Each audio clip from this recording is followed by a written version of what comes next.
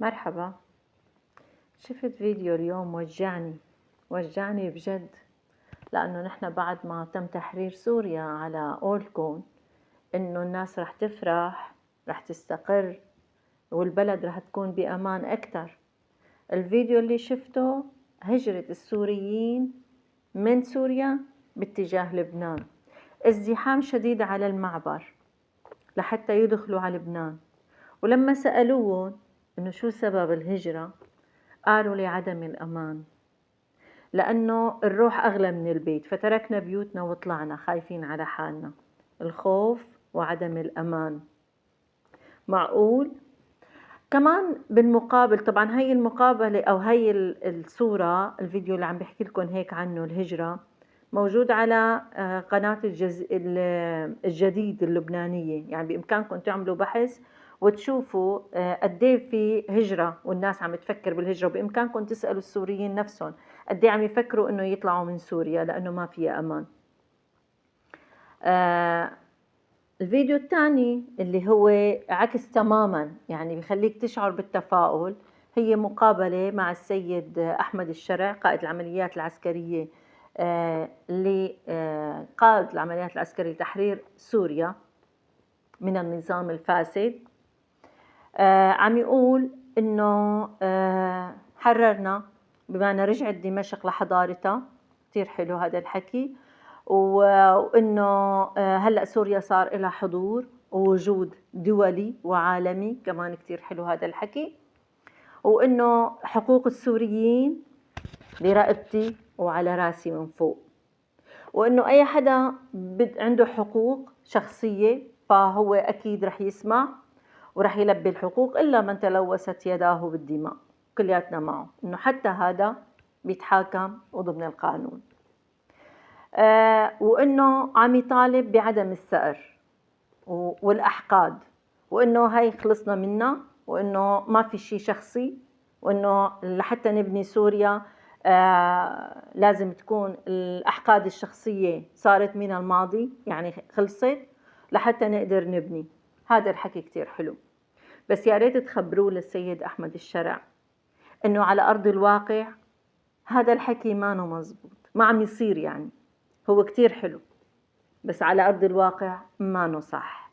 على أرض الواقع عم تترسخ مفاهيم الطائفية، وعم تترسخ مفاهيم القتل والسلب والضرب. ويمكن التعليقات اللي بتجيني، وهلأ يمكن أكيد رح تجي تعليقات كمان بنفس المبدأ، المسبات على مينك انتي ومين بتكوني، وين قلعي اطلعي لبرا ويلا روحي على روسيا وسوريا لإلنا. يعني في واحد بيقول لي نحن سوريا رجعت لإلنا، نحن السنة، نحن أصحاب سوريا. هذا بدي أقول له لا حبيبي، أنت كتير غلطان. سوريا مو لإلكم بس، سوريا للكل، سوريا لإلنا كلياتنا. المنطق والعقل والبناء بيقول سوريا لإلنا كلياتنا. والكلام هذا لما بتحكوه انتو، هذا أكبر دليل بدينكم إنه انتو طائفيين وعم تتعاملوا بالطائفية. أنا عائلتي يعني فيها من كل الطوائف ومن كل عمرنا، يعني كل هالعمر نحن اللي أنا عايشته ما كنا نحكي بالطوائف، وما كنا نقول طائفة كذا وطائفة كذا، ولكننا نحكي بهي القصص بالرغم من كل الفساد اللي كان، بس ما كنا نحكي بالطوائف إلا بفترة الحرب اللي كانت ظهرت فيها هاي القصص الطائفية والتقسيم الطائفي. هاي المرحلة بحاجة لبناء، والبناء بده يبدأ من داخل كل إنسان. فإذا ما كنتوا ناويين على البناء فرح تخرب البلد. وفي ناس بيكتبوا لي بالتعليقات، أشخاص من خارج سوريا يمكن بيعلقوا لي بيقولوا لي ضاعت سوريا، خربت سوريا. فبتمنى أنه لا، ما يكون هالحكي صح. وأنا دائما بقول يا رب تحمي بلادنا، يا رب تكرمنا بأوطاننا. سوريا لأننا كلياتنا.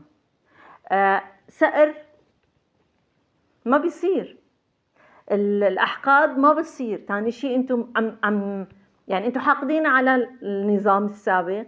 شو دخل الناس؟ شو دخل الأبرياء عم تقتلوا وتنهبوا وسلب وخطف أو أفعال كتير شنيعة عم تكون بحق الإنسانية وبحق الدين الإسلامي. إذا أنتم فعلا مؤمنين بشريعة الرب، رب السماوات والأرض، هو حرم قتل النفس، وحرم الجريمة، وحرم الأذى، وحرم أذى الطريق، يعني إنه واحد ماشي بالطريق تأذوه. حرم هاي الأشياء، وأنتوا على أساس مؤمنين. ولا بنضل بدنا نقول الشماعة تبعية الماضي، والله أنتوا هيك النظام السابق هيك عمل فينا. أنا حبيبي أنا شو دخلني بالنظام السابق؟ الناس الفقراء الدراويش شو دخلها بالنظام السابق؟ بدك تاخذ حقك من النظام السابق بالناس الأبرياء، تقتل كل حدا لأنه من نفس الطائفة بدك تقتله؟ كل حدا كان ساكت على النظام السابق بدك تقتله وتنتقم منه؟ الناس شو دخلها؟ لا عم ترعبوا الناس وعم تخوفوا الناس وعم تخلوا الناس تهجر وطنها وتهجر بلدها وتهجر بيوتها وتترك كل شيء لأنه خايفين. سوريا لأننا كلنا، ولازم نبنيها كلياتنا سوا.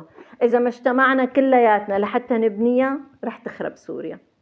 وما بعرف إذا أنتوا واعيين لهي النقطة ولا أنتوا قاصدين تخربوها. البيت لما بيختلفوا الأولاد فيه، الأبناء بيختلفوا وبيتصارعوا، بيخرب، بيتدمر. فديروا بالكم، لا تدمروا سوريا، لا تدمروا سوريا.